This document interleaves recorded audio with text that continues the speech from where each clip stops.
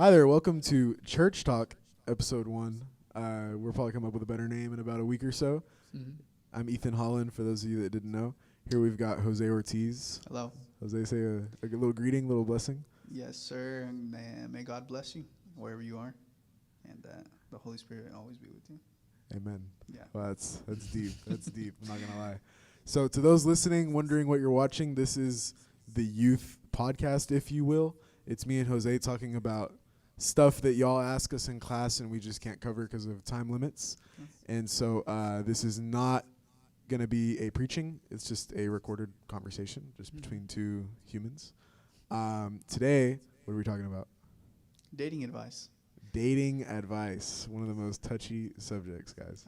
Just a few little points that we have on the computer, just to kind of guide us so we're not just jumping left and right. We're not going to talk over each other, and we're not going to ramble. Okay. I say that. I've said that. I'm sure it'll get shoved in my face later that I said that, but Yeah, me too. just had to get that out there. So you have written down time. Mm-hmm. Why don't you give us a little explanation on that? Well, time, I say it's kind of when it kind of goes with the second point, which is age, and it's when you should start dating, or not should, because it's different for everybody. You know what I'm saying? Some people start dating, some kids. So how? I guess I could ask you, how do you know that you should be dating? That's kind of a simple question, but at the same time, it's a little deep. How do you know you wake up in the morning, you're like, okay, it's time? I've waited long enough. I've got about one more good year. I need to make it happen. Oh well, Today's the day I sign up for Christian Mingle. I can't say like 17 years old, you're ready. No, but And it is different for everybody. Like, my grandparents got married 18, 20. There you are people go. that get married at like 40. Right, and then I personally, my limit's 30. People ask me if I would ever date online. If I'm 30 and I'm still single, at that point, I would date online. right, I think anybody would. But anyway, back to the church talk Mhm. answer. What are some of your things that you want someone that is probably in high school to think? See, that's where it gets complicated, because us being Christians, churchgoers, and people who follow Christ, we're gonna have a different point of view of it. We're gonna see that. So in that case, why don't you give the secular point of view? Right. So let's do the secular point of view, and then we'll do the religious point of view, Mhm. and then we'll kind of connect them. Okay. Well, any young man or woman by age in junior high, man, I knew kids that were dating in elementary school, kissing and whatnot. So in the world, it doesn't really matter if the only thing that stops a kid from being with a girl or saying, "Oh, that's my girlfriend," is like their parents being on them, or them just being crazy enough to like, "Oh, you want to be my girlfriend?" Because it's so easy Sure. for a kid to So it's obviously a little more lax than the religious right, version. because the Sure. parent is not there anymore. Sure. And this kid is now So growing. and then from the religious point of view, I guess you could say that obviously you date to get married. Mhm. I tend to argue that the scientific definition of dating is also to get married, really to have children, to mate. Mhm. But I mean, you could really say that that'd be getting married. But so you have these two different perspectives. Let me ask you something. At what age did you consider yourself a full-blown Christian? Like, you know what? I'm going to accept Jesus into my heart, Mhm. and I'm going to change the walk of my life. How old are you now, and how old were you when you said that? I just turned 23. Congratulations. Thank you. And I started taking it more serious, I say, when I was 17. 17, 18, I really was like, okay. So about 15, 16, when you were kind of freshman, sophomore, you were just kind of whatever. Yeah, and it wasn't like whatever, because Like a churchgoer, just not. right. I'm trying to remember from like when we first met. Right. I wasn't like dating, having girlfriends back to back either, but I feel like I really buckled down 17, 18. Okay. So we have Jose's perspective of 17, 18 becoming, considering theology and, you know what, I need a date to get married and other religious stuff. Mm-hmm. I was born into church. I'm 5th generation practicing Christian, trying to do missions. However, my mom's side, that's not the case. So I guess you could say probably early childhood, probably about 8, 9. I was really I knew I was Christian. I probably didn't know why. And then I probably got to about 11, and I was like, you know what, this is it. And I knew Bible stories. My mom in the car would play songs like Genesis, Exodus, Leviticus, Numbers, and then she'd make me repeat them. And if I didn't know them all, she'd give me a lecture about my faith and et cetera. So I guess where I'm getting at with this is we were both in the same realm at different times, obviously, because I'm 19, you're 23. But when we were both 15, I think we were approaching it in what we're about to compare. Mm-hmm. So you were approaching it from the non-religious aspect, and I was approaching it as, like, I broke up with my first girlfriend because I woke up one day and I was like, you know what, we couldn't be married, this is over. And I broke up with her, like, the next day. That's good. And so that's where we compare the two. So what would you tell the youth looking at this comparison? To anybody, if you're a grown adult listening to this, I mean, hey, good. But when you hear Jose and I talking about this, you have to remember that there's a backstory. I'm coming from my whole childhood being Christian. Jose is not. Mm-hmm. So when we have these conversations, we have in present day we have the same perspective, but in the past we didn't. So what would you? I'm trying to decide where I'm going with this, if that makes sense. Yeah. What do you take from all that? What do you take from all that? Like if you were listening, what would you take from that? What do you want them to take from that?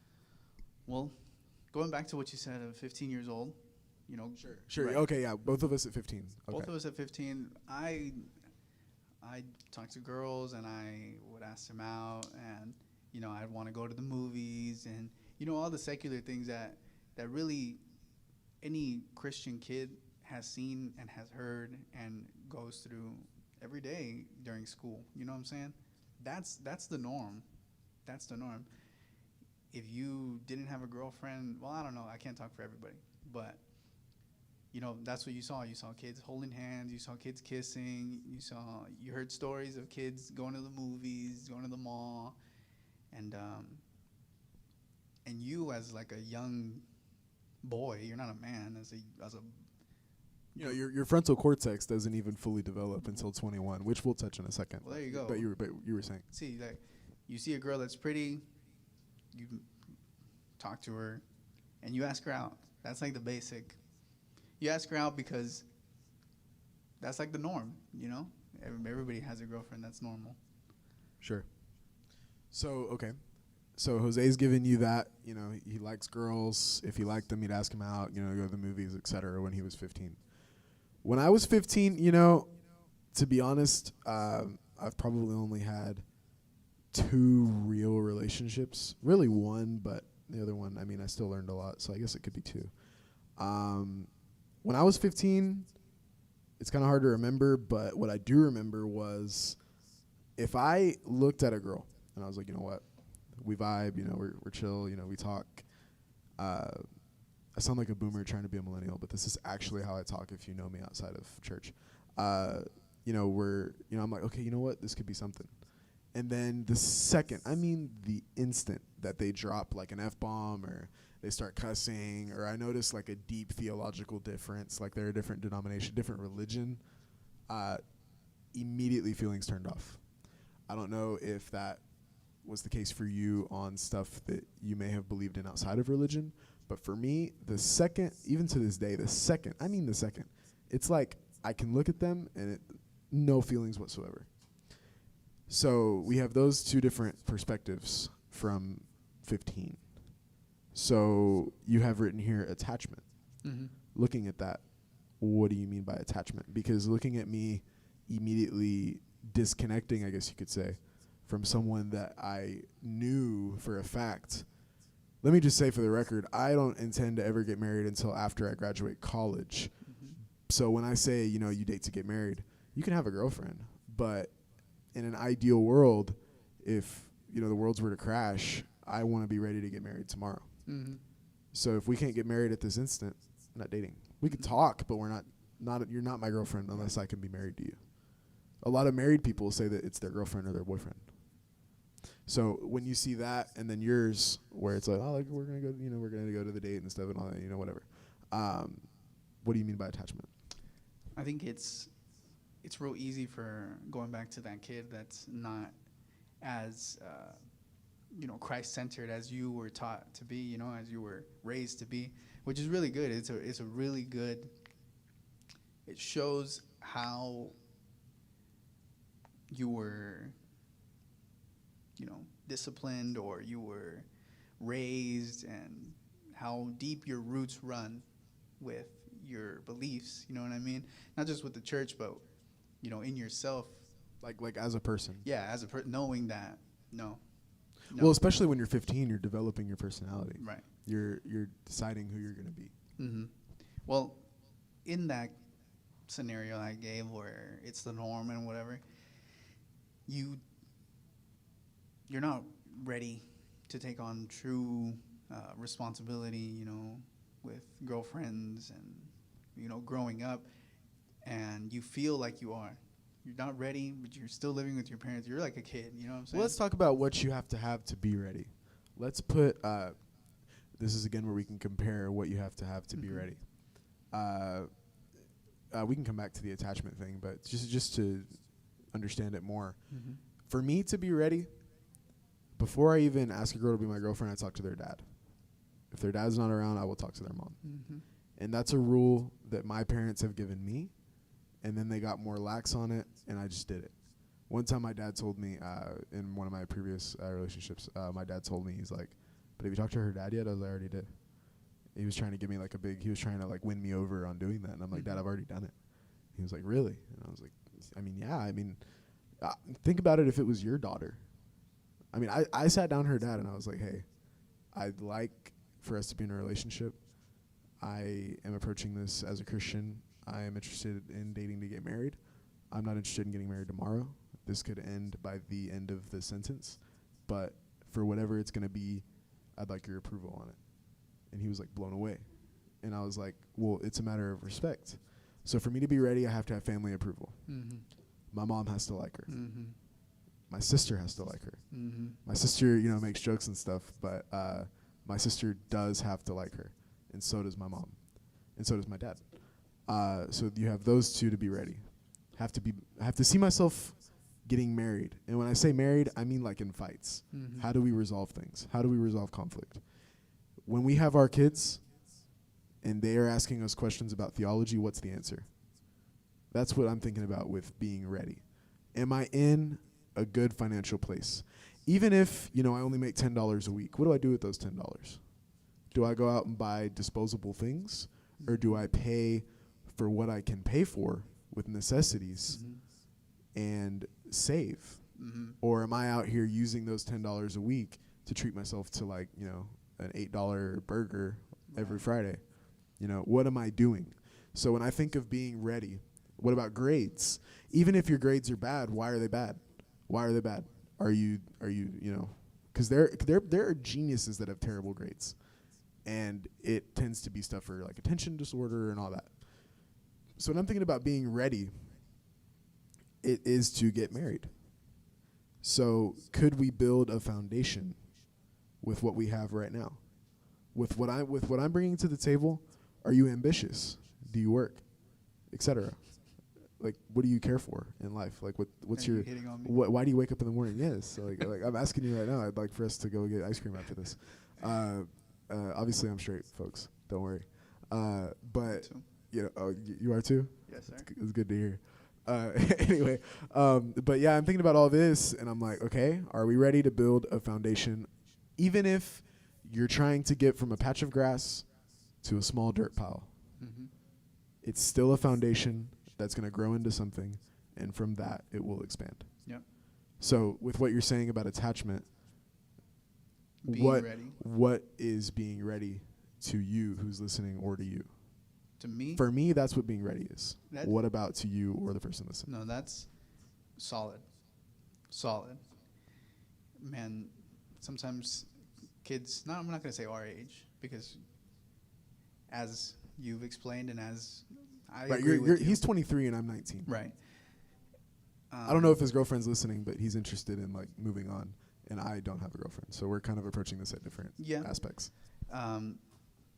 That encompasses really all it is, all ready should be, right? Financial, your relationship, your family, them becoming part of your family. I agree on all that. Going back to that other kid, I know I keep going back to the kid because we're comparing and contrasting. All that you just said is scrapped. You do think it's all scraps? Yes, it's all. Well, because of course there's gonna be worldly people that are approaching it, but it's not the same priority. I think is what you're getting at. It's not the same priority. I'm doing it because it's a value. It's a theological belief. Yeah. So what were you gonna say? Most people won't talk to their dad, to the girl's dad, till much later, you know? To like engagement. Right. It doesn't even bother them. It doesn't move them. And their dad doesn't, well, I was going to say their dad doesn't care. Most of the but time. Like Most of the time. this particular story that I'm talking about, her dad like cared. Mhm. Like was like shocked. Yeah. And that's, like you said, that's Friended me on respectful. Facebook right after. Anyway. Wow. That's cool. Yeah, that's great. I fully think that the other thing to be ready, we talked about your parents. How do you fall with her family? Can I talk to her siblings? Can I talk to her parents? Right. What is our relationship? Mm-hmm. Can I spend an afternoon with her dad and talk about whatever? I don't know if you know Ted Schkeeve from North Carolina. We went to Dominican with him and Nicaragua. Mm. Jose and I have like 10 years of like stuff. So anyway, Ted, if you're listening, I doubt you are, but if you are, your advice is about to be applied. Remember when he said that with his father-in-law, he personally hates golf, but he would make himself watch it, and he would watch YouTube videos on how golf works, what a driver is, what a putter is, all that, and then he would go golfing with her dad specifically to develop a relationship, even though he hated it. Mm-hmm. It's compromise. So he's giving in. He's not giving in. He's giving to the relationship. He's building it because it matters to him. So he's investing himself. Exactly. Not only into the girl that he's marrying, but past that, into what she cares about, people that she cares about. You know what I mean? Sure. Yeah. So what you were saying about all that's out the window, all the stuff about being ready, the stuff that we've covered in like the last 5 minutes or so, all that's out the window completely. I think so. What's in the window? Did you have a girlfriend when you were 15? I think so. And how did you approach it, if you can remember? Okay. Like what were your priorities? Just to have a conversation and listen to some music, or what was it? My priorities were to go to the movies, have some time with her, talk to her. She was just a cool person. That's how I saw it. They're a cool person, and I'd like for her to be my girlfriend. That's how I thought about it. But the respect thing about asking for permission and stuff, I don't know if it was how she was raised as well, or it does matter from both sides. But at school, you just ask if she wanted to be your girlfriend, and she'd say yes. How do you feel about asking her out over text? I think that is a lack of class. You dodge a lot of like. I think you dodge. This is going to be extremely cringy, but I think you dodge the romance, if that makes sense. When you're talking to a girl and like you're asking her out and like you're replaying it in your head later, because let's face it, you're going to, and she's replaying it in her head, whether she admits it or not. Is it like, dang, I remember this one time that blue message came in and it said, hey, what are you trying to... No. You're thinking about the connection that you made. Mm-hmm. And, to get even deeper, it's the foundation of what your relationship's going to be like. If you text to ask her out, you're probably going to text to break up. Okay, Ethan, you're getting real deep. We don't have to get into that right now, but people do text to date. because they're scared of doing it in person. It's really what it Well, boils right, down but to. you can't be scared if you're trying to be in a relationship. Right, but the kid. What about when you're married and the power goes out? Okay, but when you're a young boy, you don't care. You don't care. You're just like, ah. I'm thinking about, you know what? When it's 3 a.m. and the power goes out and I gotta go find the fuse box and I gotta get it back on, am I scared? I'm kind of being a little over dramatic, but Fuse boxes. Anyway, A thunderstorm. yeah, you know, a thunderstorm happens and she's like, hey, assuming you're married, she's like, hey, Right. she's like, hey, can you get the power back on? What am I gonna? I don't know. they might have. You're scared of the dark. You know, I don't want to electrocute myself. Like, you know. You don't know what you're doing with the fuse box. That's what I'm I saying. think You that can kill goes- yourself on the fuse, I on the fuse think box. that goes with lack of knowledge or skill. Well, that's where it's Crafts. you're talking about lack of knowledge. Whenever you're dating, you know, we're talking about attachment. Mm. Whenever you're dating, I know in my case, it takes me a lot to fully commit because I'm thinking about all of the potential of error. Mm-hmm. My mom told me one time, I think like last year or whenever, she was like, Ethan, you don't need to be focused on that. She's like, you're going to learn a lesson from that relationship and you're going to learn how to be in a relationship. And then me being an idiot, I was like, oh, so I should just use her to learn. I was like, I should just date her, and then once I've learned enough points, break up with her. And my mom like slapped me. Like she didn't slap me across the face, but she was like, would you pull your head out, please? And then she like slapped my. If any of y'all know my mom, you could probably imagine her saying that. And then you know, I got in. It's kind of. I mean, it's you know, it's an awkward subject, but I got in a relationship. It was great. And then you know, one thing led to another. It didn't work out. Felt an insecurity. Prayed about it. Kept growing. I was like, you know what? This isn't of the Lord. So I broke up with her. Fixed. I immediately just felt at peace. Mm-hmm. And so I told my mom about that. But I was like, you know what? I know when I talk to a girl, I am like approaching it completely differently. You know what I mean by that? Mm-hmm. And it's not like, you know, it's not like sexism, you know, we're all equal. I mean, we are. But with like a guy, it's like, hey, bro, what are you doing today? Like it's a little different. And, you know, I learned like, okay, whenever you're picking her up, you should probably get out, open the door for her. Mm-hmm. That stuff, I was just like, that's cheesy, that's cringe. Yeah. I didn't realize that it's a matter of respect. Learning stuff like that. So when you're talking about like attachment, like you can use things to get to other levels.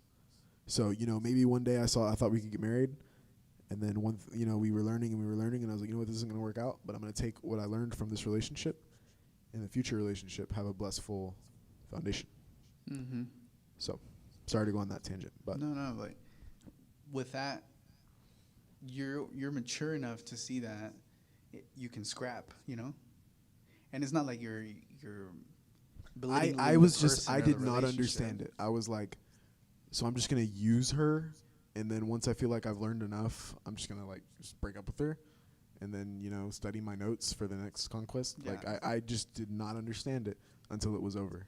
I told my mom, I was like, I'm sorry. Yeah, well, all you're doing is like reading the field, you know, looking at it, and with you knowing what you want, how you want it, building that base, you know, building something together, and having all that the foundation, you yourself in Christ, you know what you want, you know, and all things are going to work out in your favor because of the rock that you're standing And on. I'll tell you right now, prayer is important.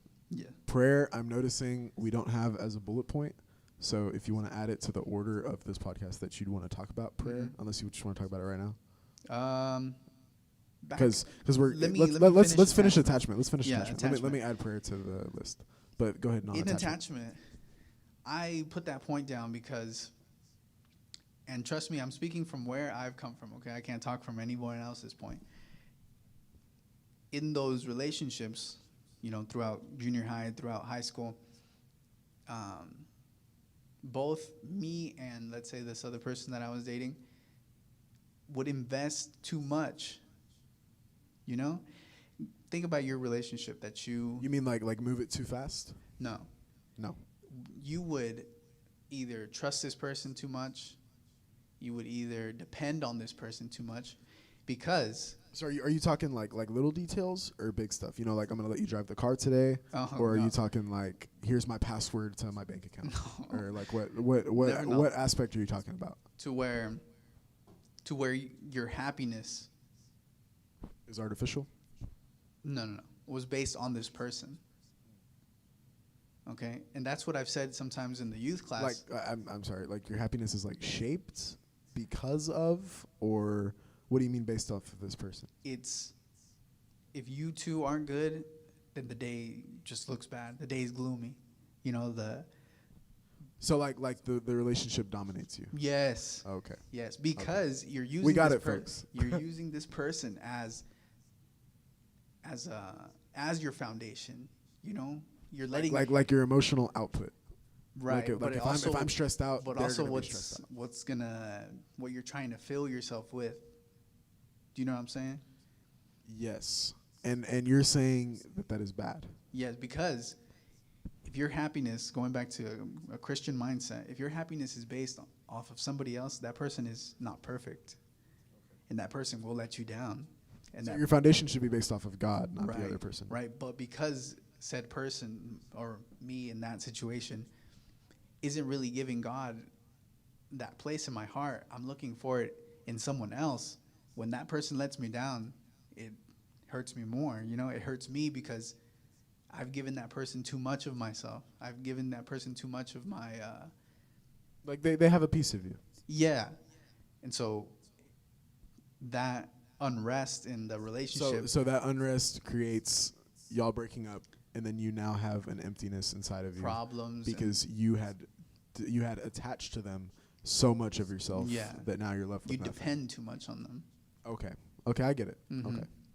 And so that's the problem with kids that go doing that in relationships, because you feel like you lose part of yourself when you break up with this person or when you fight with this person, when in reality you should be gaining even if you're breaking up. you should be growing, you should be learning like you did.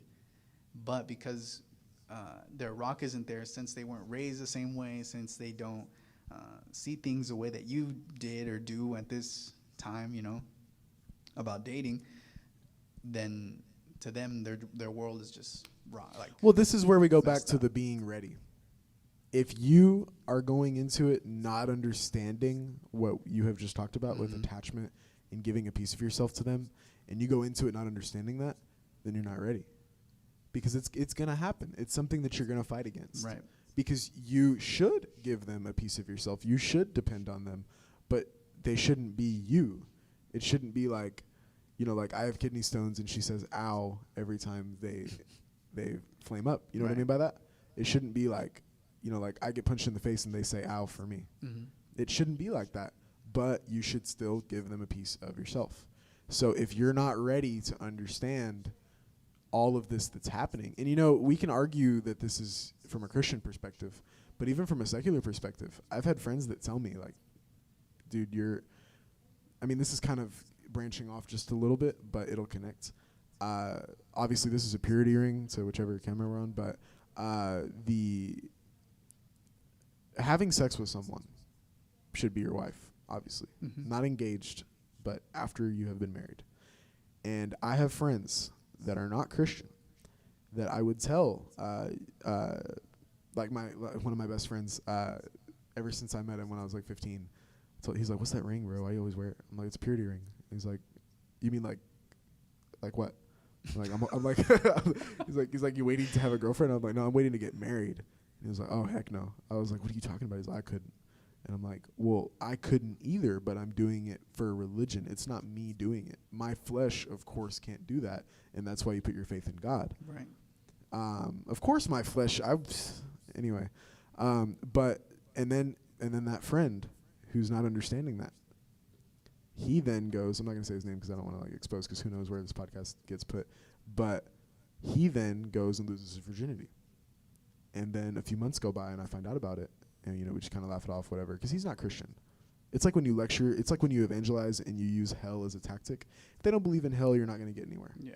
So, you know, I wasn't, you know, I'm like, you know what? The Lord's going to give me a time where I talk to him about Christianity. Right now is not it. Mhm. He himself told me, he's like, "Dude, wait till marriage. It's not worth it." And I was like, "What do you mean it's not worth it?" He's like, "Dude, I regret it so much." And I'm like, "Why?" He's like, "'Cause it was great, but once it was over, like it was over." He's like, "There was no point." He's like, "I would have so much preferred to wait because now it's like I'm ruined." And I was like, really? Your and mom he has talked about and he that is before. not Christian. And he's not like shut up to the idea. He's like, bro, I'm trying to focus on school, whatever. So, it's just everybody has their time that they need to hear about God, and God works through someone to get them to hear it. Yeah. And so I always stay close to him, and I'm always praying about God, show me when I need to tell you. So don't think that I'm just letting him, coast his life. But he's even told me now, he's like, you know what, bro, I think I'm going to wait till I'm engaged. I'm like, you know what, that's something. For somebody that's not Christian, I'll take it. And so that's where we go back to attachment. Even people that aren't religious will tell you, dude, do not give them that part of yourself. It's not worth it. Because it dives down into a spiritual sense. Well, they say that biological, when you have sex with someone, it does present emotional attachment. That's like on a psychology, sociology class. They'll tell you you're getting emotionally attached to them. And a lot of the times they're atheists. These psychology professors and stuff, they'll tell you. So why are you arguing it even if you're not Christian? But what was my mom saying? That a part of you literally is taken from you when you have a sexual interaction with somebody, to where you feel like you're missing something of you. To those of you that don't know, my parents are kind of unique because my dad, all of the generations before him, never been a divorce. My mom, every single generation before her has divorced. And not to get super uber personal about our pastors, but my mom's mom did kill herself when my mom was 7. My mom went out to the living room and there she was, overdosed. My mom did not become a full-blown, going to church, receive Jesus into her heart until she had graduated college. She was about 23, 22.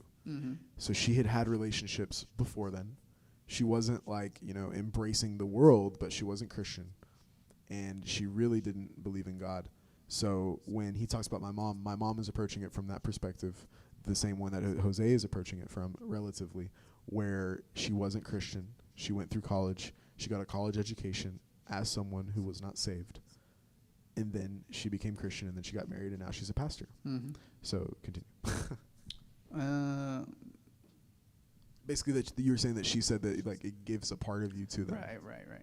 So it's something that in the world nobody really cares about because of how normalized it is.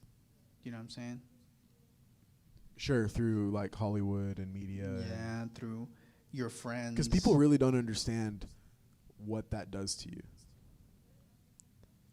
Hollywood, turning on the TV. My mom's been getting on to me because I listen to a lot of Joe Rogan podcasts. To those of you listening, most of you probably know, we're not going to get into politics. You probably know how I stand. I disagree with Joe Rogan on about 90% of things, but I find him very interesting. I was listening to him in the kitchen the other day, and right when my mom walks in, F-bomb, just this, beep, beep, beep, beep. And then all of his guests start cussing, and my mom was like, Ethan, it's like, don't be walking around our house playing curse words. I was like, what are you talking about?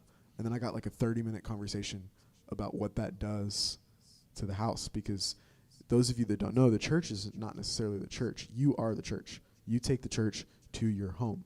The church is not exclusively the church. The church is everywhere.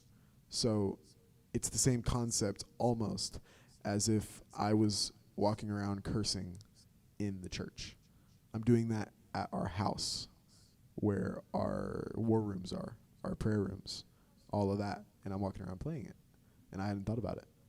So anyway, people don't really tend to get onto that. But have you everything you've wanted to say about attachment, or is there anything else you want to touch? Just be careful with that. If we are giving advice, or we're not experts by any means, but just by our points of views or where we come from, just be careful not to depend on the person. Make sure Christ is your center. Make sure Christ is where your happiness, where your maybe pray together, where your fullness should be. You should be full in Christ before ever needing anybody else. Do you know what I'm saying? You shouldn't need that void to be filled, because it should already be filled. Exactly. You should be whole, because by ourselves we're not going to be whole, which is why people look for it in people, in drugs, in other things that the world offers, other outlets. Right. And so a person could be your outlet. So just make sure it's Christ before you go into a relationship. Because like you said, you will have to give and take like Ted did, you know? Sure. So, and maybe it's not with her dad. Maybe it's in the relationship, fixing problems, you know, in arguments, whatever it is that you have to give of yourself. So I've moved the prayer to, I think we're going to talk about that at the end, relatively the end. So we've covered attachment. You have written down boundaries. Mm-hmm. What do you mean by boundaries, assuming we haven't already touched on them? Maybe here in a bit we'll get Emmy or Denise in on the podcast. If not, it doesn't happen. Yeah. Well, boundaries to a Christian are no sex till marriage. Sure. And that's any form of sex that you could, that is out there. That's what, you know, the Bible calls for. That's what you should be doing, right? But in the outside world, and I'm talking to, like, if I was talking to one of my youths in there, that's not the norm with Hollywood, with what memes, with Instagram, with all you see everywhere, you know, all you see in your daily living in school and out and about. That's not the case. Nobody has boundaries. There's when you have a girlfriend, you can do whatever with her, you know? Like, a lot of people, I don't want to get disgusting, but a lot of people have boundaries, like we're not going to have sex, but there's bases, if right. you will. Mm-hmm. A lot of people, I have friends that are not Christian that at least are like, you know what, you know, we're not crossing this line. We're not crossing X base. Right. Because at that point, but we have gone too far. Okay, but they're at that point that they're drawing for themselves. Some boundaries have already been crossed. Exactly. Right. Exactly. And, you know, I got in an argument with somebody. I forgot who it was, but they were telling me. And, again, I don't want to get too gross, so we're not going to, you know, you can hit the mute button. So we're not going to go too crazy. But they tell me, well, why don't you do up to this base? And I'm like, because I know myself. I know that I'm a biological man. I know that I am in a spiritual war against, like, my flesh and God, etc. I know for a fact that once I get to that base, I'm just going to be like, you know what, screw it. I'm going to pray for forgiveness in an hour. And we're just going to go for it. And, you know, my mom, when I was a kid, she'd tell me, she's like, I tell her, well, why can't like me and my girlfriend like sleep in the same house? What if we're in different rooms and I lock the door or whatever? And I was like 12. Jose knows me and he's known me for a while. I tend to debate pretty much anything. Mm-hmm. So I was with my mom and she told me, she's like, no, you can't have a girl over or whatever. I said, what if she's in another room and I lock the door? No. I'm like, why? She's like, Ethan, if I leave a chocolate bar and I tell you where it is, it's in the dining room on the table and you're in your room. At a certain point in the middle of the night, you're going to be like, dang it, I'm getting the chocolate bar. And you're going to go over there and you're going to get it. And you're going to feel bad about it, but you're not going to care. Mm-hmm. And she's like, that's the same concept with girls, and that's all you need to know. Mm-hmm. Like when I was a kid, I'd ask her, well, where did I come from? You know, that kind of stuff before I had the talk. And she's like, you know, your dad and I wanted a kid, so we prayed for it, and here you are. And that was all the explanation that I got. Mm-hmm. And so that's where not only are you learning about boundaries about temptation, but you're learning about boundaries whenever you are a parent with your children. Mm-hmm. My mom she explained stuff to my sister that she didn't explain to me. Like the female body part that, anyway, she never told me what it was until I was one day in biology class and we learned about it. She never wanted me to know the word because she knew me as a kid what my self-control was. And she didn't want me running around saying it. I couldn't watch SpongeBob when I was a kid because it was too vulgar. Mm-hmm. She said that she'd put it on the TV and I'd immediately start talking like SpongeBob. Immediately. So that's where you, as a parent, we can have a podcast where we talk about like shows I wasn't allowed to watch because I wasn't allowed to watch anything. Golly. But so that's where we talk about boundaries. You as a parent, we keep going back to the getting ready. And so in a secular aspect, these boundaries are non-existent. What do you think? Like you said, they are existent in some people that have. You think they're existent, but those boundaries are placed beyond boundaries that should have been placed. Right. right beyond boundaries that Like if you put the stop sign out on the street on the other side, right you're past gonna run it and then you're gonna stop, yeah and it's too late. you're not even gonna stop.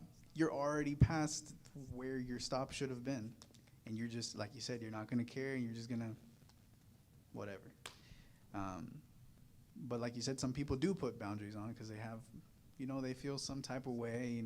Maybe their spirit in themselves makes them feel like that's Even if you're wrong not Christian, you still have a or spirit. that's You still have a dirty. conscience. Right, Your conscience is God talking to you. and they don't feel So good it- about it. Right. And even if you're not Christian, it's still there. Mm-hmm. You still have a soul. You still have. But that's Anyway. that's the way sin. You could say sin, the devil, the world, whatever it is. That's how it just.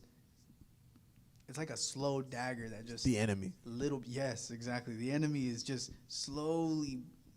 He's got all the time in the world. He'll slowly work you till the boundaries are gone. Right. And he knows you. He knows, you know what? Ethan's control level is really bad. If I hit him at this time of the day, right after he may have eaten dinner, he'll be in a better mood. That's where I'm going to go in. He may look at Jose, for example. I'm not saying that this is either of those, but whatever. Where Jose has a firm self-control. He knows this is going to have to be a gradual thing, but one day I'm going to get to him. Mm-hmm. And so this is where you have to learn. This is why you set boundaries. It's boundaries that the enemy's not going to pass. Mm-hmm. And I think that you should pray about your boundaries, because Because- then God will be like your security guard Mhm. outside of those gates. Because you on your own, you won't be able to do it. Like, for example, the gate of having sex is not until you get married. The key that opens that gate is once you have been married in front of God. Now you have the key, and you just have to open the gate. But you don't have the key beforehand. So God is standing in front of that gate, and he's not going to let you in without the key. Right. And looking at it through. But if you're not praying about it, the gate is just open. Right. So if you don't care, then that's something that. It's just a matter of finding the road. Yeah, it just Just doesn't make a wrong matter. turn, you're going in. You're there. You know what I mean? But with religion, with Christ, it changes the way, or it should change the way that you see a sexual interaction. Like you see it with your wife, only with your wife, and that's perfect. You're in the right place. But it's not. You've left the seeing it as a something fun, something that feels good, and you've turned to seeing it as something that you will enjoy with your spouse. You know what I mean? You've left this, what the world shows you is good and what it is. Right, you've entered the let's build the relationship. You've because changed this is the where way we it also is. have to compare love and lust. Mm-hmm. Love is good, lust is bad. Mm-hmm. You can't have love if you're not married. Doesn't matter how much you love the other person. If you're not married and you're engaged, you are in lust. It is that simple. Mm-hmm. And so this is where what you're saying has to be applied. You gotta, not you, because like I said, you can't do it. You won't do it naturally. As much as you say I'm great, I can do it. I hate myself. to interrupt you, but you keep saying naturally. Our next point is biology, so I guess we could throw that in there. Yeah. Biologically, How does biology work with these boundaries? like you said, it's science. It's part of how we are to want to be with the other sex. At some point in a young man's life, he's gonna feel urges to be with the other sex, right? Then that's where, if you're not raised as you were, you're a grand example of how a Christian boy, man should be raised. Crying nuts. But if you weren't raised that way, then those feelings are gonna come, and you're gonna satisfy them. Well, let's talk about biology real quick. For example, there's this thing called hormones and testosterone, Mm-hmm. and growing up Mm-hmm. between the realm of 14, 15 to about 20, you are a psycho. You have pimples. You're going crazy. You see a girl and you are locked on there, and it's just the reality. It doesn't mean that you're going to pursue it, but it's just, it is what it is. And so I mentioned earlier briefly your frontal cortex. Your brain's not even developed. For guys, it's till you're 25, I think. It's definitely 21, is probably 25. So really, the argument could be made, okay, well, then why are you getting married before you're 21, whatever, but that's where it depends on your individual conscience and your individual relationship with God. But we're talking about biology. You as a Christian have to recognize that I am a biological human. I, in my body, am going to have these desires. I need to pray for God to give me strength. And that if I have to exercise that God show me the correct outlet, whether it be marriage, whether it be prayer, whether it be whatever it may be. Another emotional commitment, a job or school or, church, whatever it may be, an instrument, something else to get your attention off of it. Because it's going to be there whether you like it or not. It's just a matter of what do you do about it. You know what I mean by that?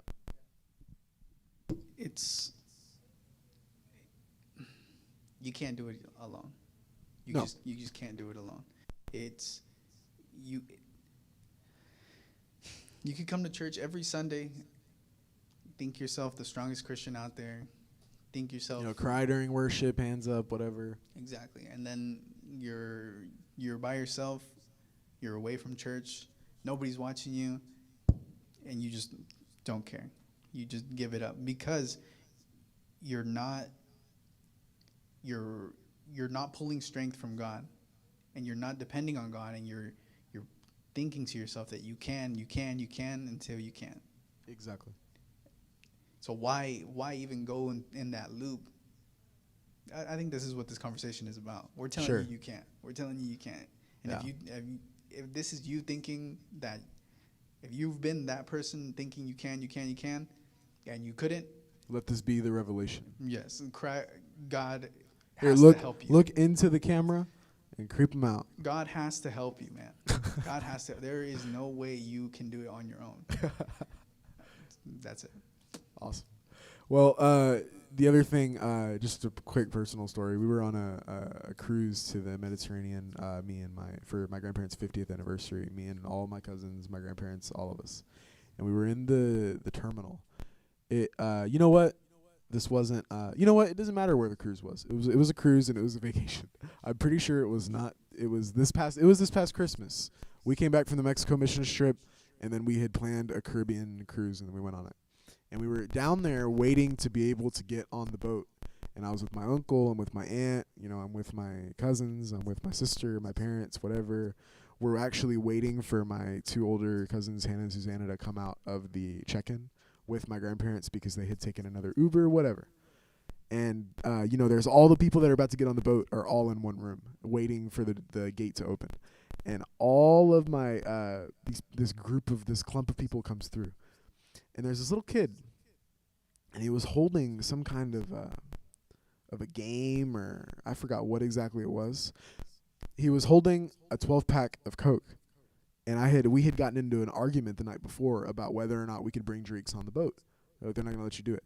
And then I saw this kid coming out of security with like a Diet Coke, like a 12-pack, and I was like, you got to be kidding me. So of course I'm staring at it with like focus in my eyes, and I'm like, you got to be joking. Right behind him was some girl who was probably my age, I guess. I don't really remember, but rather attractive. I'm looking at this kid, and I just didn't say anything. And I think my jaw was dropped. I mean, I was mad because we had gotten into this argument, and they were all, Ethan, you stop being so arrogant and ignorant, thinking you know everything, whatever. And then we get there, and you could have it. And I'm like, I told y'all. And then my uncle looks at me. And then my aunt's like, whoa. And I was like, what are y'all talking about? And then I noticed there was a girl, and I was like, no, it's not. And my uncle like put his arm on my shoulder, and he's like, Ethan, check your heart. I was like, what? I was like, what are you talking about? Check my heart. And my mom's like, I've never seen him lock eyes on a girl like that. I'm like, the kid had a 12-pack of soda. And they were like, well, why do you care about the 12-pack of soda? I'm like, because we had an argument about this the night before. And they're like, Ethan, check your heart. And then my uncle later, we get on the boat, we put everything in there. And we're just kind of walking around like, wow, this cruise is cool, whatever. And we get up to the pool, and, there's girls there that are, rather uncovered, about to swim or whatever. He's like, Ethan, And I'm just like, what? And we're just walking, and he's like, Ethan, like, did you check your heart? I'm like, I'm fine. And he's like, I hope you are. I was like, okay. Anyway, but that's where you get into biology and the natural inclination to lock eyes as something walks by. And then this is where you have to be careful with your image. People talk about like, oh, it doesn't matter what other people think of you. Well, it does, because you're reflecting the body of Christ. So this is where I'm not saying that I should have been like, wow, there's a girl there, let me not look at this thing.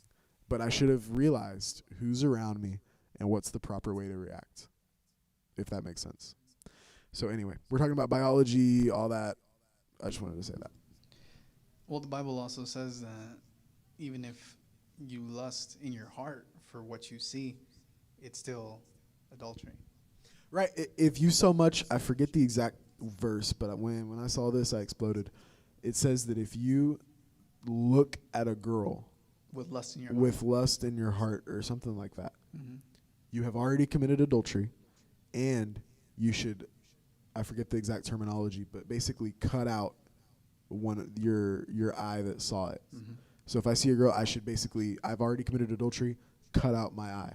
It says, if your eye causes you to sin, gouge it out. Gouge it out. Gouge it out is the correct. If your hand, Those of you that are typing away the verse, we will check later. if your hands make you sin, cut them off.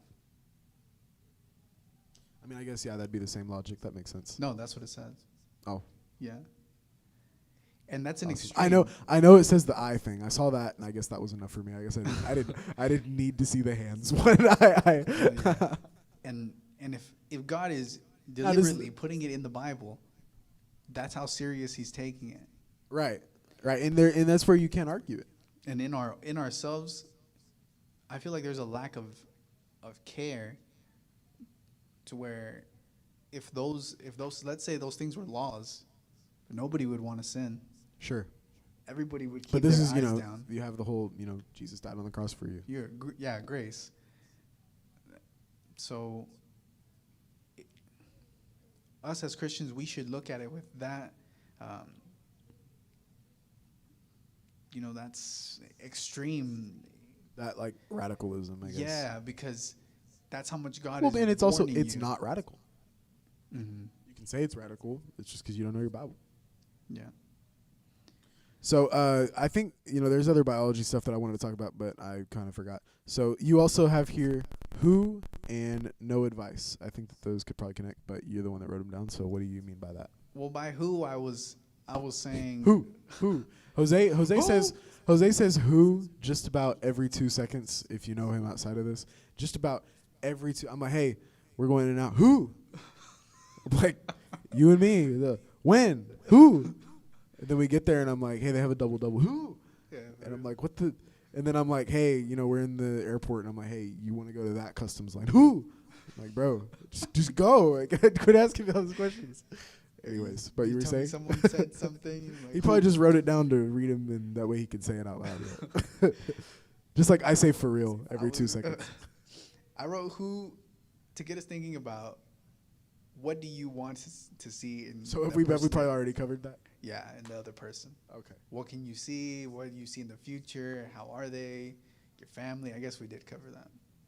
All right. Who it is. The next one is no advice. Well, I was just typing things real quick to kind of give us points, like I said. And no advice is maybe you don't want to hear us tell you our point of view. That's really what I thought. What if somebody scrolls past this and they see dating advice or whatever it is that we're going to call this video, and they just don't care? Well, what if God is talking to them through us? Right. What if this is all simulation, bro? But what if you feel like, I don't need to hear about all this. I'll figure it out myself. That's a long road to take, honestly. Yeah. Because there's so much, not just in us. I'm not saying we're. Well, what we've talked about, you have to be ready for. Yeah. But there's so much information on the way things go, in relationships. My girlfriend is studying psychology, and so she fills me in on a lot of things that she reads about relationships getting cold at a certain age, and then they reignite when you have grandchildren, or you know, when the kids leave or when the kids come, you know, the relationship between two people gets cold because the focus is on the child now, you know, etc. I forgot where I was going with this. So no advice, psychology, where the relationship's going. Completely lost the train. All right. Well, now you know Jose's girlfriend studies psychology. Yeah. And this is our first podcast. The idea is we're having a conversation. We record it. We post it. Y'all like it or you hate it. But a lot of the youth have asked us questions like these. And then, you know, somebody opens the door. Hey, guys, we're gonna take up the offering in the churches. For us, offering's at the end of the service. So we're like, okay, this is over. I got you. So then the youth go home confused.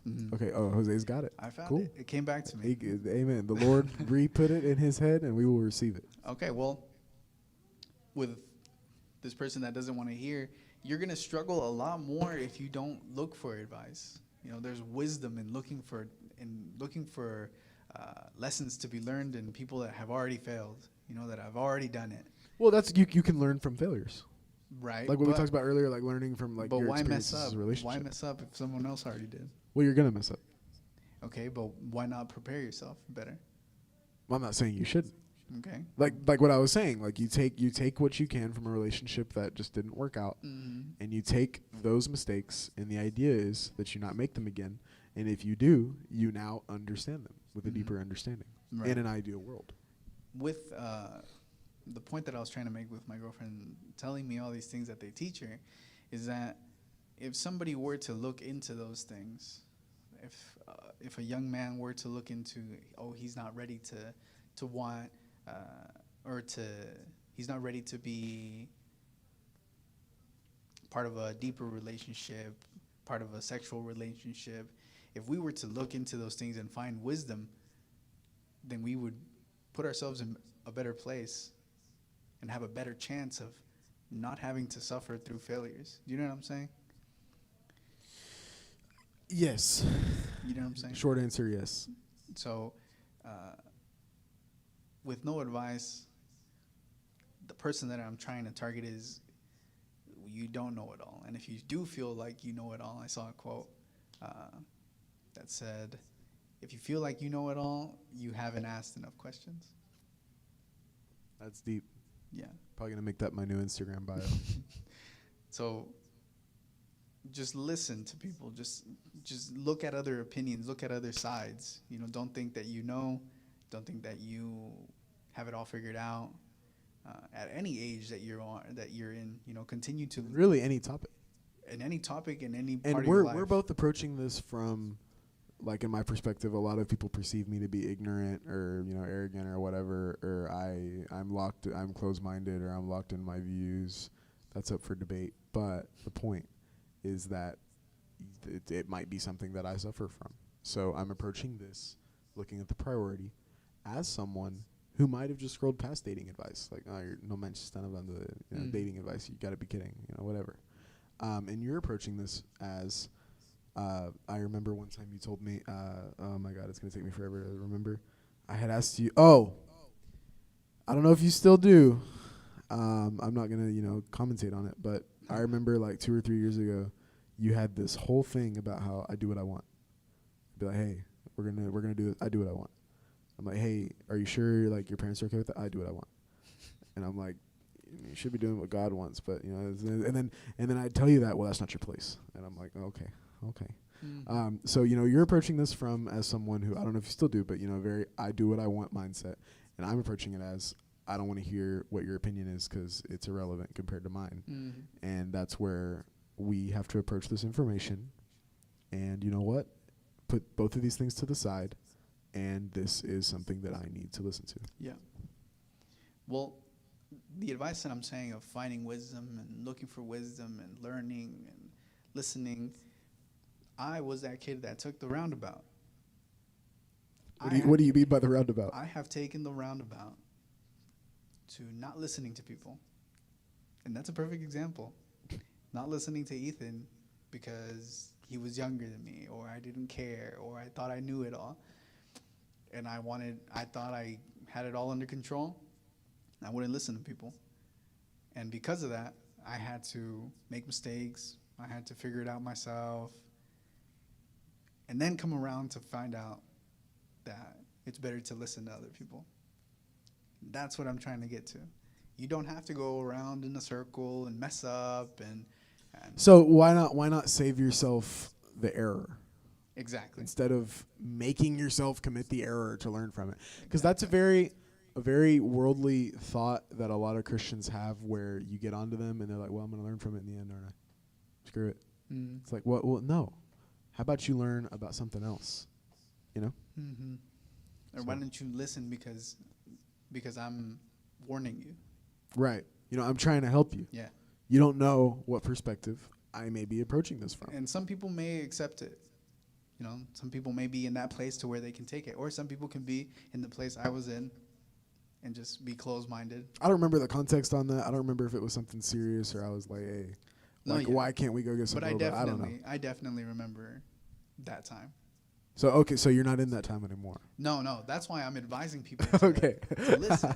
To listen. Don't listen. And Because you took the roundabout is what you're Right, saying. right. Okay. don't listen and like take it as law from everybody. You know what I'm saying? But be wise. You know. Okay, this person did this. You don't have to be 100 to be wise. Right. You could just common sense is a very great thing. Common sense will get you Street smarts. will get you out of like 50% of the problems that you could encounter. But the other 50 is experience. And experience can be learned from other people because they've done it and they've messed up. Or it can be learned by yourself. You know what I'm saying? So listen to, even if they're younger than you, give it some thought. Give them a chance. If Cool. you don't vibe with it, look for another answer or whatever else it may be, you know. But listen to other points of views and don't close yourself off. Sure. Well, your next one is pain or bad experience with a relationship. Mm-hmm. Now, before we get started on this, at any point are we interested in getting a third person in on this, or we've been going for what, an hour? An hour? How long have we been going? An hour? About an hour. An hour? Should we get someone in on this, or should we get to our last few points? And what do you think? Sure. The next point that we have is pain or bad experiences with relationships. So Emmy or Denise, Emmy or Denise. For those of you that don't know, it's for a couple of kids running a couple of technology. They gave us the keys to the church, and here we are. Emmy or Denise, whoever wants to, if you'd like to comment on your pain or your bad experience with your relationship. You are both shaking your heads no, even though you have both told me on separate occasions before this that you'd like to comment. When I said that we were going to do a podcast, Madeline Holland said, oh my God, y'all should have me on it. Y'all should have me talk. And here's the opportunity. And she's cringing and she is face palming. So we will not. If they walk up and sit down, that's fine. Mhm. But don't give in to peer pressure. That's the lesson. I'm going to focus into the camera. Don't give in to peer pressure. Okay. So pain or bad experience with relationship. What do you mean by that? And let's get on it. Well, with relationships, we are talking about dating, so boys and girls. But this could go for any relationship: father, son, father, daughter, moms. You know, any relationships that you may have, whether it be business and school, family. People come into the church with baggage, and sometimes that baggage is, most of the time in young kids, either their parents or their boyfriend or their girlfriend, right? And so with that baggage, with that pain or thorn that they have in them,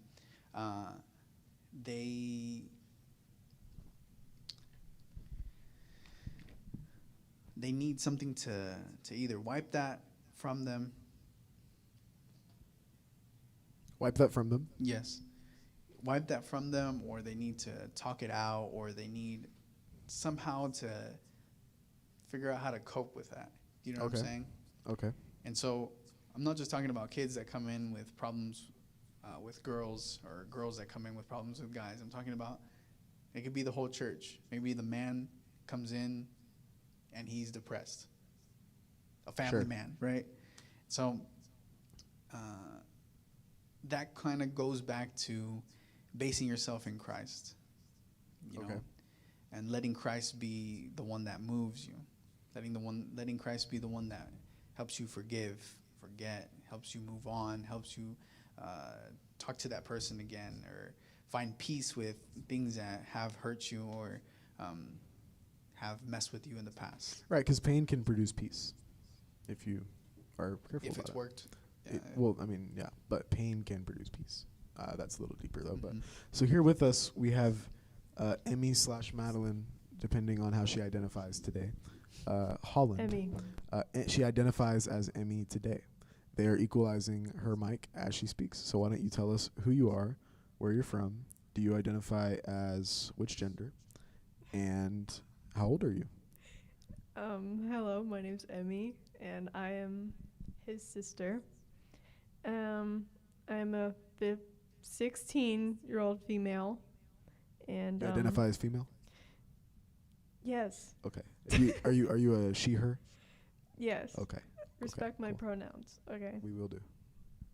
Okay, so we were talking about pain and bad experiences with relationships. You do not have to talk about relationships unless you want to.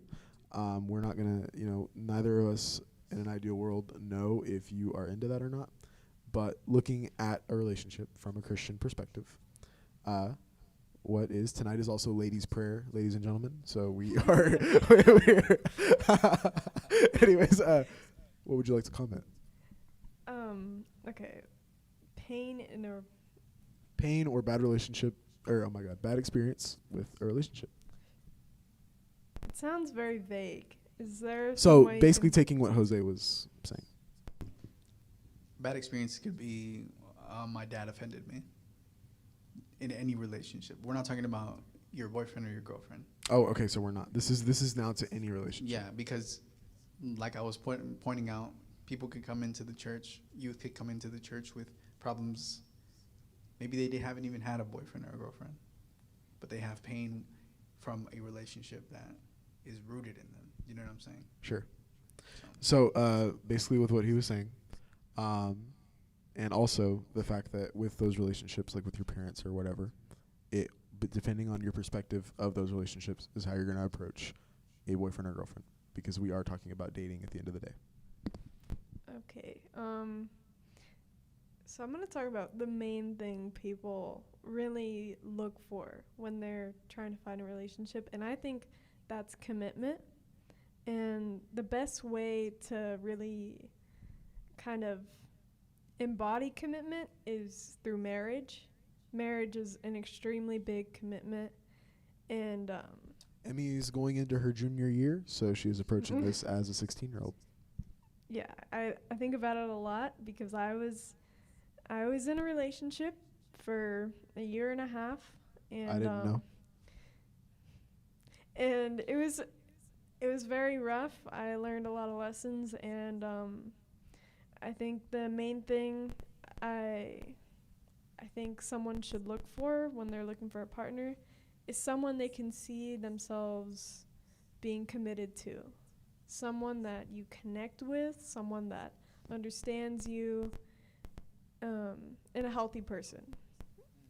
And I think you shouldn't put love above everything.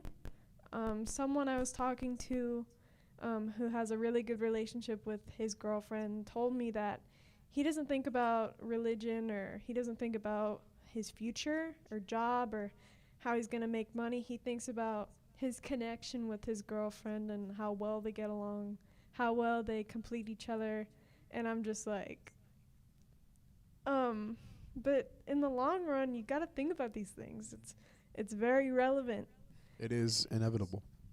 And Like Thanos. if you don't think about your values and how those end up conquering your bond with each other, it can be pretty bad.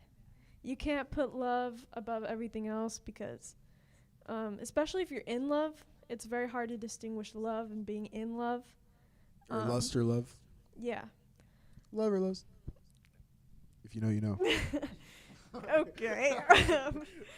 And so you just got to think about very relevant topics like money and jobs. It doesn't have to just be religion, but religion is very important. So you're bringing us this pain that you have overcome from a bad experience with a relationship, right? Jose, what do you take away from what she has said?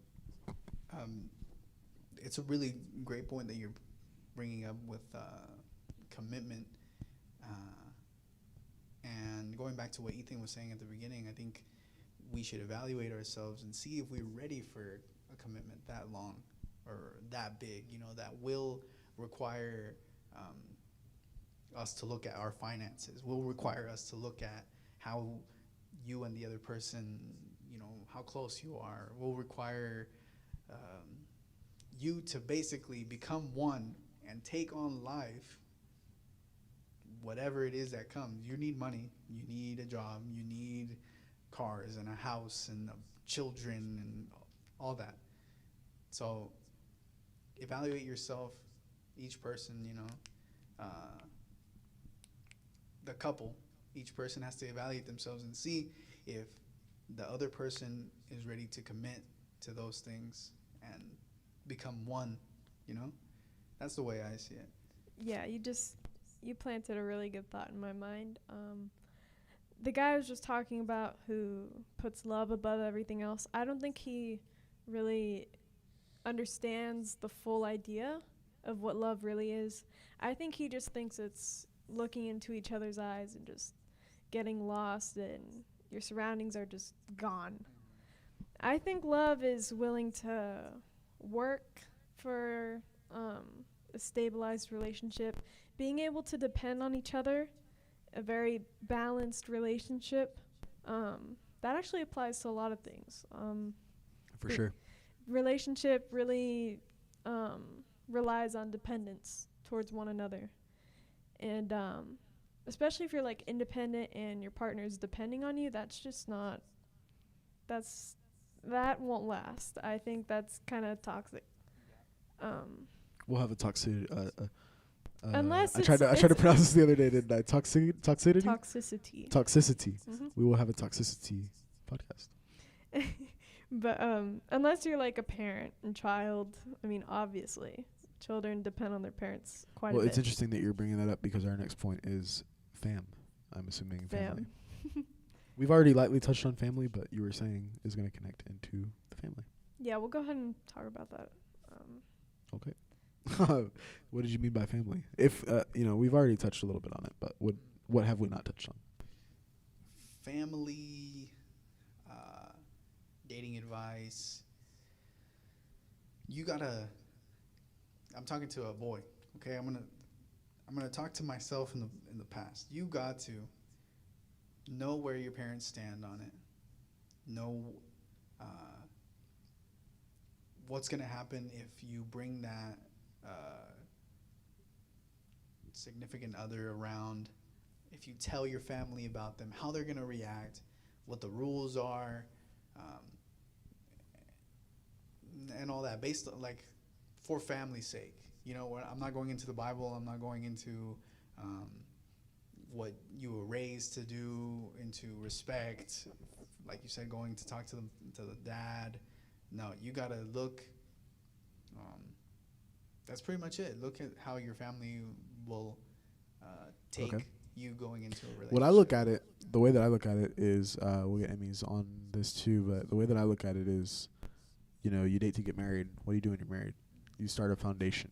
And with that foundation, you start your family. So when I think about getting to know their family, what's my family going to be like when I get to that level? And these are things that you have to consider. Because even if your family consists of you and I, my hypothetical wife and myself, that is a family. Whether we're dating or not, that is a family. I don't know why I said that. We're going to be married. So, but that is a family. Whether you have kids or not is what I guess I meant. Or pets, whatever. It's you two. That's a family. So how do you develop the pillars of your family? And what are your home values, etc.? What is it that mom has on our kitchen that says like 2 teaspoons of love, She four, has this, 4 cups of hope, or whatever it is. I don't know. It's basically a poster that says like 1 cup of love, like 2 It's the recipe teaspoons for of- our family. Yeah, just very wholesome things, very peaceful things. Do they get applied? Um, Well, wait, hang on. I shouldn't have. Okay. No relationship's going to be perfect. I can't believe we haven't talked about this, but no relationship's going to be perfect. Even if you are, the head pastors of whatever, your relationship's not going to be perfect. So with said recipe, just because you have the recipe doesn't mean like, okay, I have to do that. Like when you're making brownies and you put a little bit, like you put 3/4 cup of water instead of 1 cup, you're still going to get brownies. But are they where they need to be? You know what I mean? they might be better. They might be better. You may learn from your pain and your bad relationships. You may learn from the attachment disorder and all these things. Yeah. That's my take on it.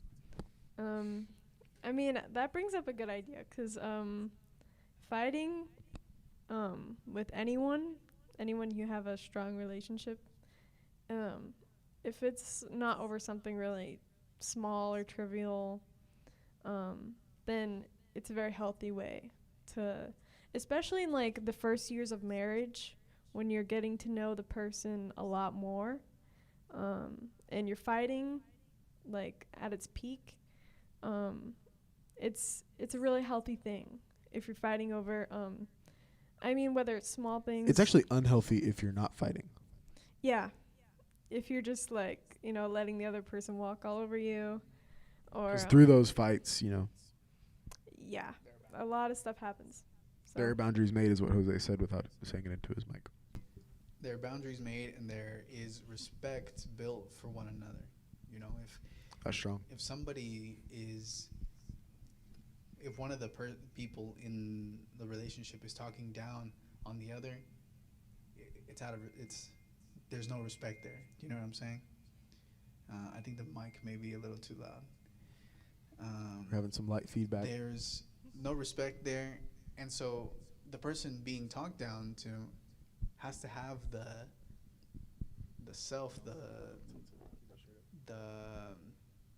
self-respect to say something.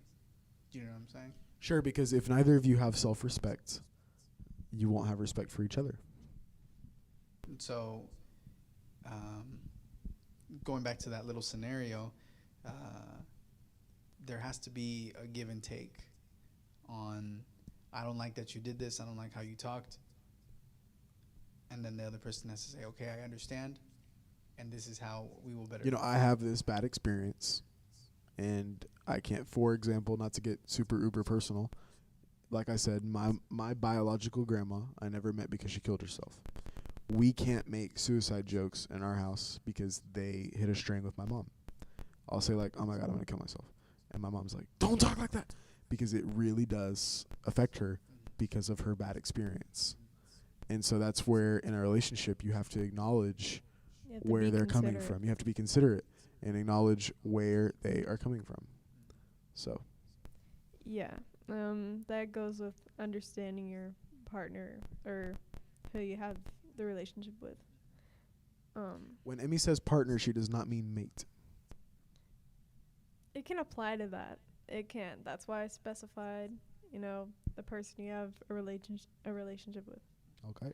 So, yeah, being understanding and fighting really helps you get to know the person, and it can either grow your respect for them or completely destroy all the respect you've grown for them in the past. So through these pillars of respect and the stuff that we've talked about, experiences and stuff, that is how you get the foundation for a family. I think that's the way to simplify it, unless y'all have another thing to add before we get on to prayer. Yeah. Basically, for family, you and your significant other, once married, will be a family, like Ethan said. Your foundation has to be Christ. Each person's foundation individually has to be Christ. And according to what Christ says, according to what the Bible says, that's what your family should consist of. Does that make sense? What Yeah. What does Christ or the Bible say about how arguments should be taken out? Okay. What does it say about how home etiquette should be? What does it say about the man of the family providing for the home? What does it say about the woman being the man's help? You know, equal, just as important, but The nurturer? yeah, having the man and the woman having different responsibilities, right? So coming back around, not just our points of view, but coming back around to Christianity, to the Bible, your family and your view of how you want your family to be must be based on the Bible. Okay. Mm-hmm. Cool. Well, taking these points of time, age, attachment, boundaries, biology, who, no advice, pain or bad experiences that you may have had, family. All of these points, what is necessary for them is prayer. Without prayer, you will fail on all of the points, and it is that simple. Would either of you like to explain to us the significance of prayer? Prayer is very important because, I mean, and it's not like you're pressured to do it at all. You can do it any time of the day for any reason, whether it's big or small. And I think it's therapeutic. I think it's a necessary thing to. It's nice to have someone to depend on. I think we can all agree with that. Sure, you could be independent and you can be like on your own, but depending on people is a really nice thing. And when you pray, the thought of prayer reminds you that, God always has your back. And whenever I'm like worried about something that I can't really do anything about, I pray. I pray a lot. Yeah. Dependence. Well, in prayer, according to, based on dating advice, say, I'm going to make a little scenario for you. Say that there is somebody that you're interested in. And with Ethan's strict and cutthroat requirements for this person, they've met all these requirements. Okay. Yeah. They've met all these requirements. They've met all these requirements. And you're moving on to, you're continuing to date this person. You can see yourself marrying this person. This hits the next point. Can you marry this person? That's what I meant by the question. At the very end, we'll end with that question. Okay. Well, we're getting there. You can see yourself marrying this person, and it's going great. And throughout this time, you've been praying. Okay? God's answers will either be yes. Praying about the relationship. Yes, we'll be praying to make sure that this is what God wills for your life, okay? God's answers will either be yes, no, or wait. If it's a no, it's done. No. Sure. If it's wait, then it'll come in time. Okay. Yes, now, right? Okay. So let's say in your prayer, God doesn't give you a straight answer. What then? Okay, you don't have to answer. But Just food if for thought. God isn't telling you yes, marry this person, yes, marry this person, what can you base it off of? Nothing. No, that's incorrect. The Lord is giving you a roadmap, has given you a foundation. You have a solid foundation, correct? I'd like to say so. Okay, not you, but a man in your position, raised I in see. your way. I see. Yes. The Bible is our foundation, right? Christ Yes. is our foundation. So, you know right from wrong. Okay. The Bible has explained what right from wrong Human is. nature. And human nature comes against that at times. It distinguishes what's right or wrong. Okay? Okay. So, we could say that you knowing right from wrong, you knowing what it is that God wants for your life, knowing what it is that you want for your life, knowing what is good and bad for your life, it's a choice. It's a choice. Because God never made anybody marry. In the Bible, it says that if a young man feels like he can, it's not good for a young man to be alone, right? So if you feel that that need or that want, that desire to have a significant other, marry, right? And if you don't marry, right? But God never forces us to marry. Okay? So you have to look at yourself. Are you ready? Summing all these things up, look at yourself. Are you ready? Is the other person ready? Yes. Okay, what do I know about the Bible and how I should behave, how I should direct this family that I'm about to create by marrying, right? All these things have to be in us before we make the decision. Because Christ and God may not give you a yes, may not speak to you and say, yes, marry this person. Well, and it may be because God doesn't feel that you're ready for the answer. It could be, right? Or maybe he's not answering you because it's not Maybe you're strong in the boundaries and the biology, but you're weak in the bad experiences and the attachment. Mm-hmm. But God knows that you have the potential, so he's not going to tell you no, Mm-hmm. but you're not ready for that yes. Mm-hmm. So you have to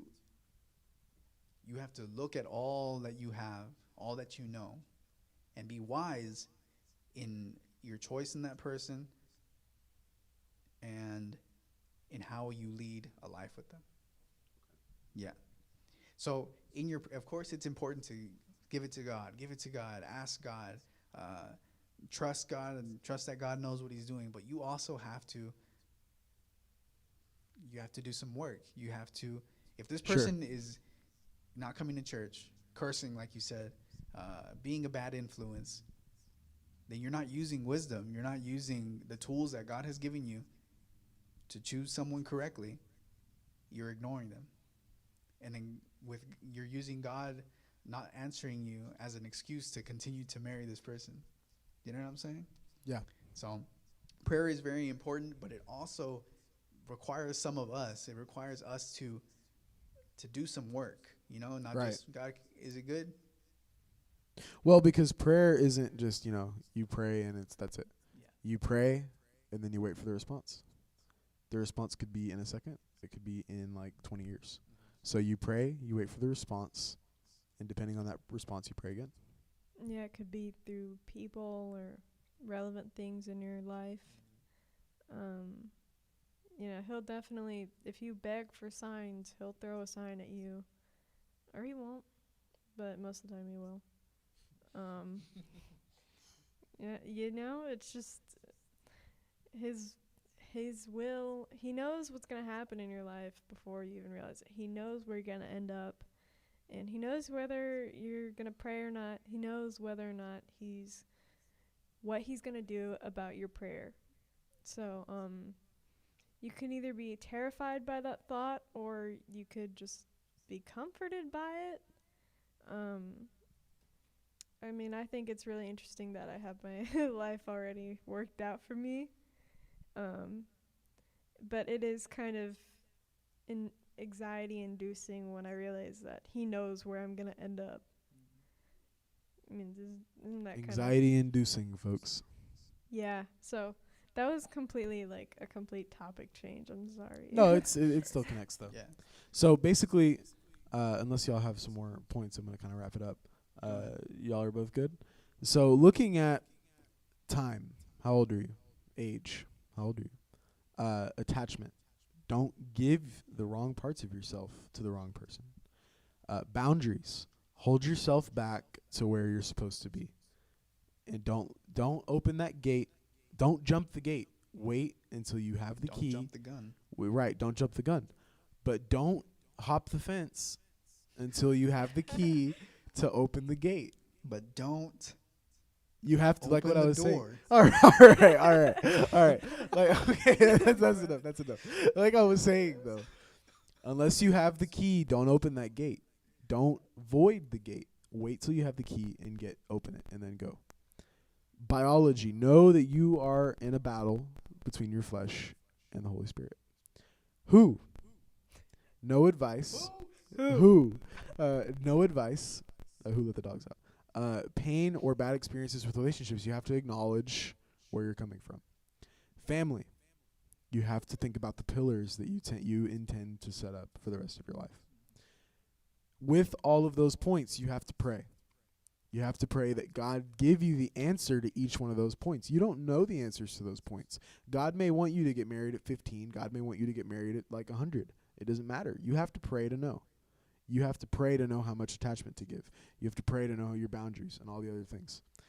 So taking into all these accounts, having prayed for it, after you have done all of that, you then get to ask yourself, can you marry this person?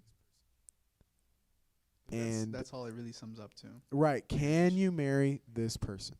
And if the answer is no, then you do not ask them to be your girlfriend or boyfriend, because the answer is no.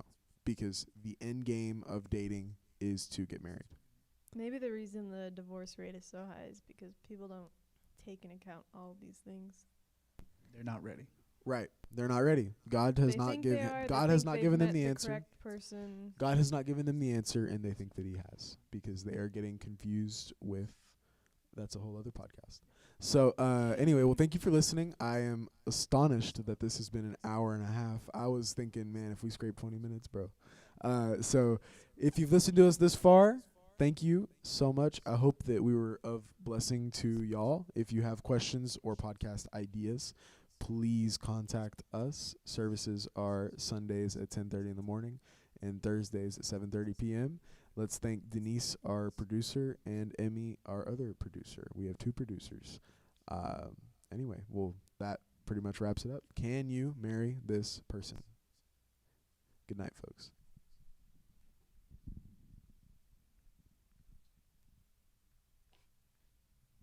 Is the outro on it? Press a little. The outro. Nah, it's fine. We don't need the outro. Press a little. Are you done recording? Uh-huh. Okay, that's fine. Amen. Just leave it going. Press a little. Use experience. Use wisdom.